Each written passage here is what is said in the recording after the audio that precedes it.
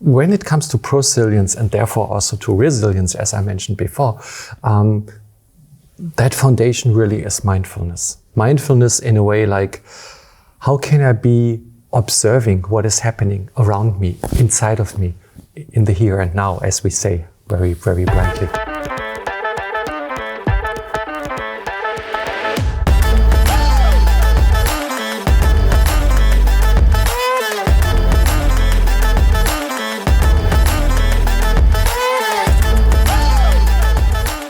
Good morning, everyone. My name is Maya Valencia de Backhaus from the Intelligent Enterprise Institute.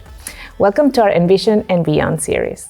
Today, we would like to welcome Dr. Heidger Marx. He's a mindfulness trainer, coach, and program manager at SAP's mindfulness practice. The practice is part of the larger Future of Work organization, and he and his team is making sure that the future of work at SAP, a mindful one, is. Welcome, Heidger. It's so nice to have you today with us. Thank you very much, Maya. Happy to be here. And when we started thinking about the topic of prosilience and resilience, not only for the people working in organization, but organizations themselves, we are so happy that you could join, and we would like to have your point of view on this specific topic. We could start with just one very simple question. What is prosilience? Could you give us your insights? Yeah, absolutely. Thank you. Prosilience is proactive resilience in a way that I understand what resilience is, and by knowing what resilience is, I'm better prepared for whatever will happen in the future, because as we know, future isn't always going according to plan. Yeah, and we normally keep on listening to this type of terms and this also skill as if it is a muscle that you could train. Yes. And I think that our audience, and not only from the people perspective, but from the enterprise perspective, is really, really curious on how you could start training and developing this skill and this muscle within your day-to-day work and your strategies too. Great question. Thank you. So when it comes to prosilience and therefore also to resilience, as I mentioned before, that foundation really is mindfulness. Mindfulness in a way like, how can I be observing what is happening around me, inside of me, in the here and now, as we say very, very bluntly. And how can I then, for example, resilience basically falls into two main categories. It is emotional resilience and cognitive resilience. Emotional resilience in a way that I'm saying like, okay, how can I observe what is going on inside of me with all these emotions? Emotions are nothing else but physiological phenomena that are triggered by events that are either happening from the outside or inside of us. And how are we going to deal with them? Are these emotions getting the best of us? Are we doing something that we might regret later? Yeah. Or are we doing something saying like, okay, I have those skills, talking about emotional intelligence, very closely related to this. How can I be more resilient in a way to not being triggered by events, knowing that, oh yeah, I have a tendency to, I don't know, to when its topic comes to a certain in a certain area, I will be very, very had a very, very thin skin, and I might just get like very, very triggered easily, and I might yell or do something, or I might just be completely shy and like turn inwards. Both is not really good. It's not, you're no longer in contact with others. I think it also comes to this, that these triggers could set you to the survival mode of being in a fight or flight situation. Exactly. And when it comes to the adversity and all the changes and challenges that life is throwing at us, and also industries and the changes that we're expecting in the world are throwing at us, it's prosilience then an act of proactively be prepared to not go into that survival mode? Could you?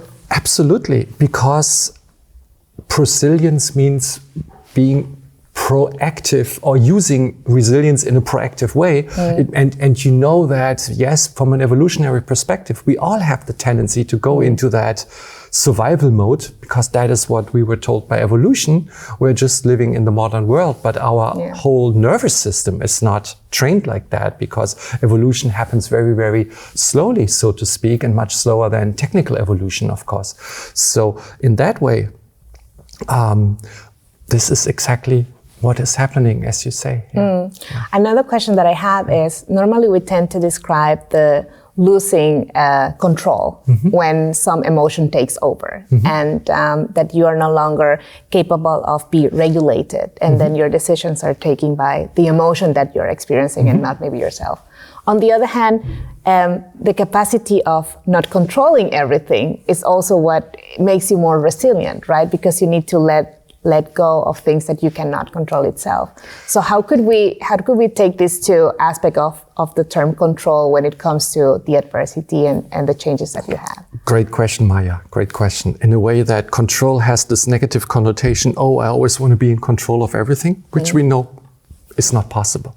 However, if we understand what is in our control and what is not, I'm using that a lot in my coachings. For example, like most people have a very, very limited understanding of what is within their own control. And this is when you find into your own power, when you find your own agency, you understand that your circle of control is actually not that small.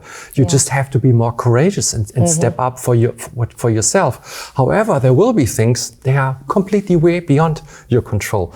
And by accepting that, or saying like, I can't accept it, I don't want to accept it, then I have to get out of the situation. This is something that is very difficult for us, but this is all understanding that you are in the driver's seat of your own life is all what leads to resilience. Yeah, of course. It's so interesting to see this from the point of view of training, coaching, and an organization with people in it that need to have control of certain situations, but also allow the situations that the corporate organization is going to go through, lose themselves and maybe choose the right battles to win. How can we encourage this to our workforce, and how can we also support the people within to make sure that they know when to take control, prioritize? Absolutely. What we do in our practice, we teach several classes. They are all mindfulness-based because we work in the SAP Global Mindfulness Practice. Many of them support a development of what we call emotional intelligence, as I said. And specifically for resilience, there are 5 aspects that I want to point out that are extremely important whenever you want to build that muscle of resilience to become prosilient, as you refer to.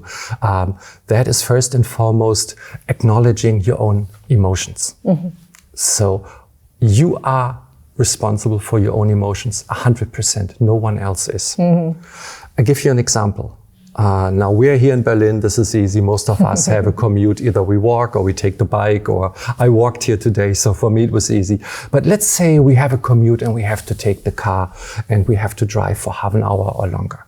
And of course, commute normally means lots of traffic. So if you want to blame someone else for that traffic, and you get angry at the traffic or at someone cutting you off in traffic, where's the point?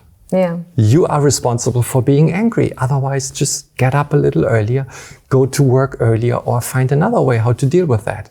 But being angry at something like that is a complete waste of time and waste of energy. So you are responsible for your own emotions. That is normally a very, very liberating shift when people understand that, hey, all my emotions, it is me. I'm responsible for it.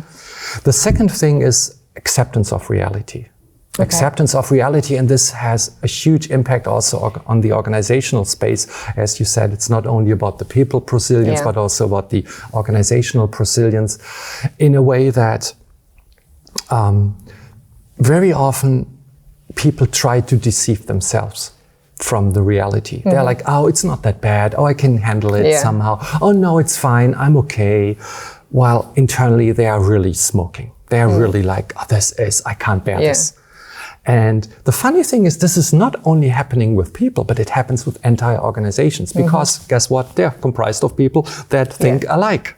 So what happens here in this regard is that what we need is a really staunch look at reality, like really not in any way like sugarcoating, but saying this is what it is, this is what it's a really gruesome work. It's like it takes a lot of effort and it's not easy, but this is the only way how you can say like, I'm facing reality and I'm not playing, not giving into any illusion of some things are going well when they're not. Objective too, right? And organizations fell exactly into that same trap as humans individually fall. So that is the second step that you can do with resilience. The third one is, and that leads to the other part of resilience that I haven't touched on yet. There's not just emotional resilience, there's also cognitive resilience. And cognitive resilience is how we explain setbacks to ourselves. Okay. Let's say there's something happening that is where your life isn't going according to plan. Well, guess what happens to everyone, right? Yeah. What sets a pessimistic person from an optimistic person away is the way how they explain it to them.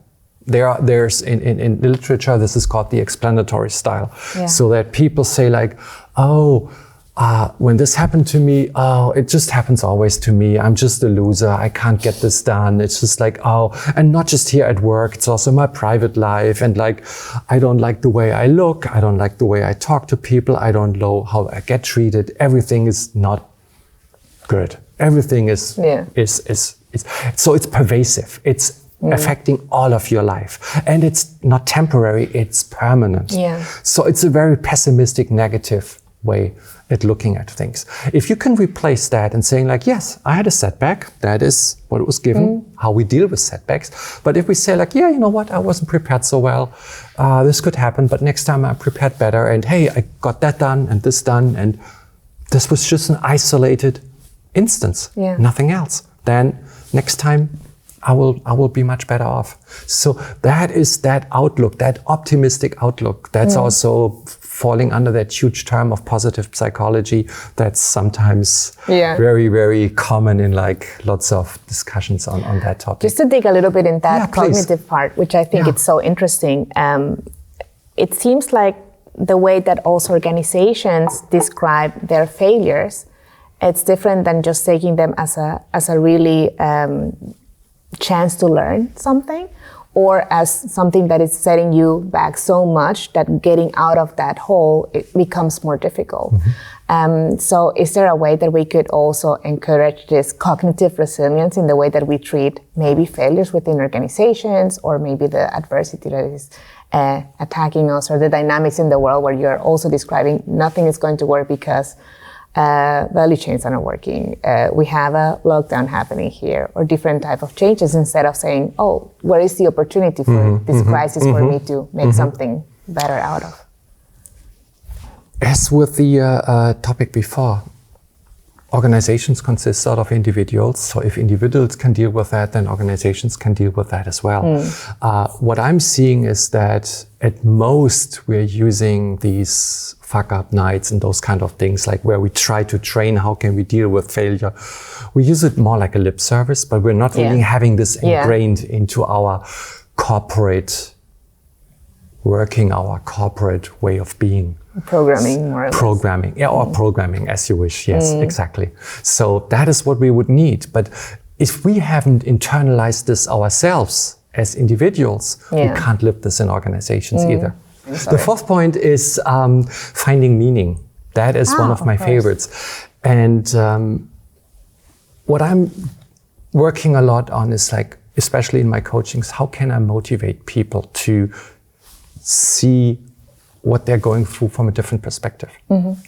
And if I can do something that I find meaning in, and say like, I know why I'm doing this, and I have a good reason, and I know exactly why I'm here, then I can endure difficult times.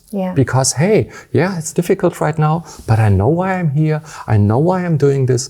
But guess what? If you are in a job or in a position anywhere in the corporate world, and you're doing something where you don't really know why you're doing this, and then you have a hard time, well, guess that's a double whammy. That's so difficult for you to then motivate yourself and say like, but I'm still staying in there. So finding meaning is a beautiful recipe. First, you're doing something much better for yourself and for the world around you, because you have purpose and you will excel at what you're doing. And at the same time, you are much more resilient as whatever will happen to you. And that we have setbacks is just a given, as we have successes. That's also a given. Yeah, that is true. So that is the fourth point. And the final point is what I always refer to as the low-hanging fruit. That's the self-care. That is like, how can I say no when I want to say yes? Let's say I'm in a business meeting with my team, and let's say the manager says like, okay, we have this task here, who's going to take over? Everybody either says like, oh, I have so much to do, I can't do this. Yeah. Or say like, yeah, I have so much to do, but I really want to be here. I want to shine. I want to say like, yeah, it's me, no problem. I can handle it. Yeah. And so we have all this tendency to take on more than we feel we really should, because we want to just see, oh, I can handle this, no problem for me. Yeah. And so that here you see the mindfulness coming in again, where I'm saying like, I'm observing myself and I'm seeing, I'm really stressed out. I really have so much on my plate. And I see that thought, oh, I want to take this on because I want to shine. I want to tell my manager what a good employee I am. I want to be the guy who's like, oh, he can handle it. Look, he's great or she's great. So that is something, when I can observe that with a trained mind, when I'm training on mindfulness, it's very easy to observe it and say like, yes, I see that tendency and I better don't take this on. Yeah. I think what you're describing is that the way that you detach yourself, it's even allowing you to gain trust on the things that you can say yes, no, and maybe how to behave yourself, because you have a purpose and meaning in what you are doing too. You can gain trust. You can even go one step further. You can actually tell the people in your team, if you live something that is called psychological safety. Yeah. So you can speak up openly in your team. So you see, they're all intertwined, these different topics. Then you can say like, you know what? I wish I can take this on because I really want to shine here in this group. Yeah. However, I have so much on my plate, so I'd rather take a rain check on that. Yeah. So when you do that, then either it will backfire, then you don't have psychological safety, or they will say like, wow, thank you for being so honest, for explaining exactly your reality as you perceive it. And then that will give you trust, as you say, and it will make you much, much more resilient. Yeah, that is so interesting. And in the last couple of years, we were discussing this before the interview started, the world has been changing and rapidly.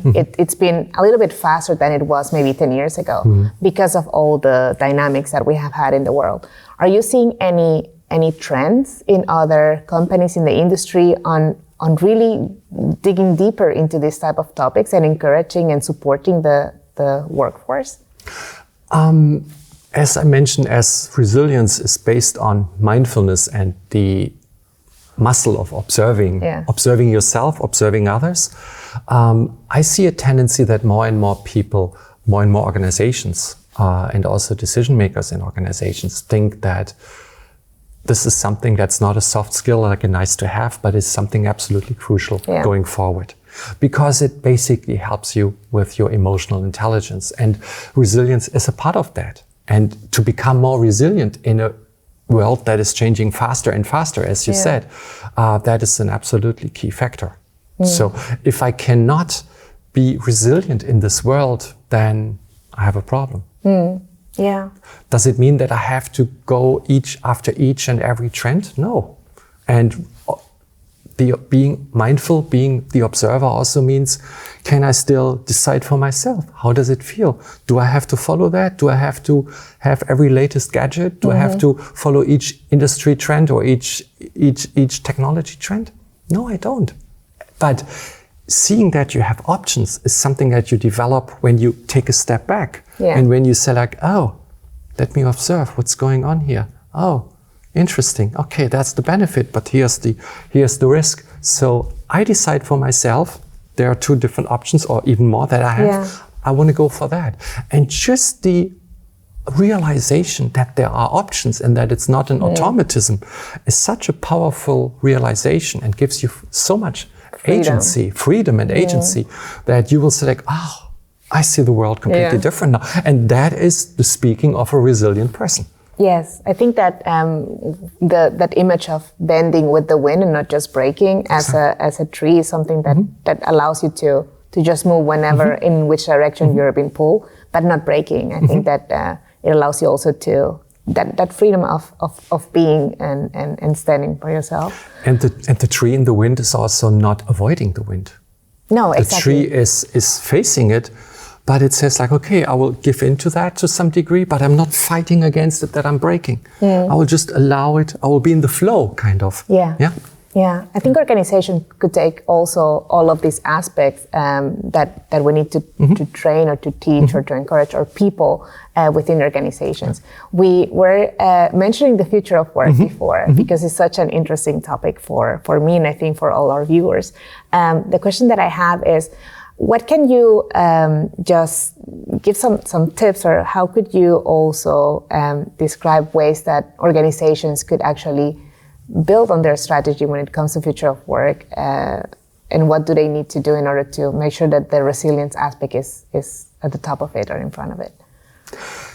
As I'm a part of the SAP Global Mindfulness team, I would say build your mindfulness muscle, because that will help you with all of that. Yeah. It will help you with resilience, as I explained. And if it helps you with resilience, you can be a part of a more resilient team. But make sure that it is pervasive in a way that you will not have like one mindful area and then there are other people who are not working on that at all.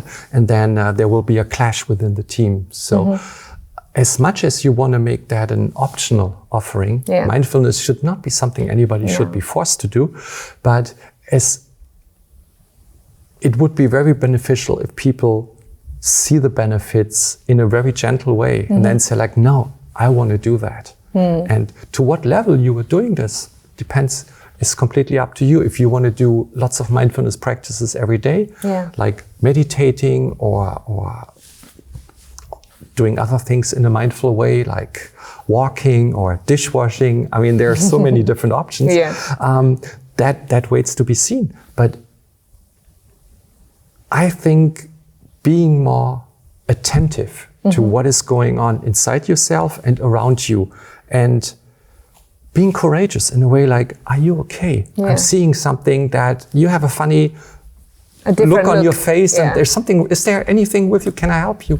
Sometimes this is all what makes the difference, because very often in our world, we tend to be isolated in a way because we're just in front of our gadgets or our computers and we're doing nothing else but that. And we're only communicating this way. And when we see each other, when we look at each other and we say like, are you okay? And if you're okay, great. Then I just asked. But this can make a huge difference, and this will be an organization of trust, it will be an organization of resilience, and it will be an organization of connection. Yeah, and I think the critical thinking too, when it comes to deciding which topics to take on, which topics to give also more energy, it's going to allow you to take better decisions. When you detach yourself from the situation and go back to that human aspect of managing maybe emotions that we are not able to see. I have another question that maybe will go into a different direction, but it seems like the way that things are treated today, and the reason why we're maybe not so mindful as we could, or maybe not giving this the importance that it should, could be because of the way that industries have been programmed or developed before. And now we see a tendency to, not only in the way that we deliver projects, but to really be more agile in all the decisions that we're having, not following the plan, but a different goal. Do you also see this in the requests that we're getting from other companies around SAP on teaching this, on allowing this culture to change towards a more agility one? As you rightfully said, yes, we work with other companies also outside of SAP. It's one of the beauties of in our team that we not only offer our services to the SAP world, but also to the external ecosystem, our customers, our partners. And we're seeing they're basically facing the same challenges that we are facing. So I think if you take an organization with over with over 100,000 employees like ours, they are super tankers in a big ocean. And changing them, steering them in a different direction is not an easy task. And so being agile in a super tanker is kind of a challenge. So, so I see that they find it very attractive that we have done this for almost exactly 10 years now, by the way. Wow. Our practice exists, that we have established the practice. We have taught over 15,000 employees our main signature course, Search Inside Yourself. We're rolling out all these other programs, coaching-based, programs on mindfulness, on stress and resilience, and so on and so forth. And that we have established this so deeply in our company culture, and that others are like, well, if SAP can do it, that's super tanker. We're another super tanker. We can do it also. So that's a beautiful aspect of my job also that I have, because I work a lot with customers. Yeah, I think so too. I think that this is so important when it comes to how we're going to treat our people and employees, and not only treat them as a resource, but more of the human beings that they are. And also allowing this exercise of being more in control of your emotions, and the emotional intelligence aspect of it is so important. And I see this also coming up as the request that we have, or the way that we treat projects.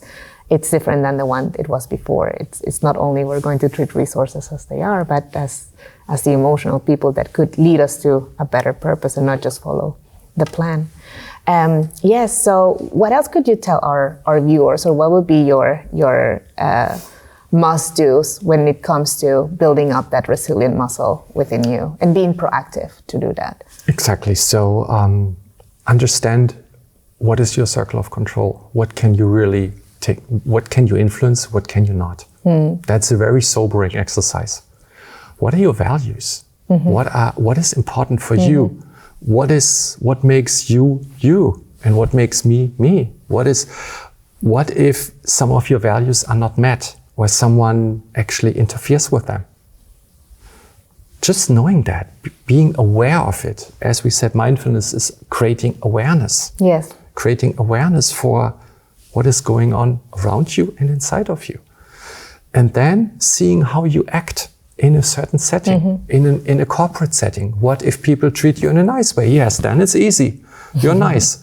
What if people don't treat you so nice? Or let's say you perceive it as not so nice. Exactly. That's the more objective thing to say. Then can you still be nice? Or is it important for you to show, this is my line of defense, please please respect it.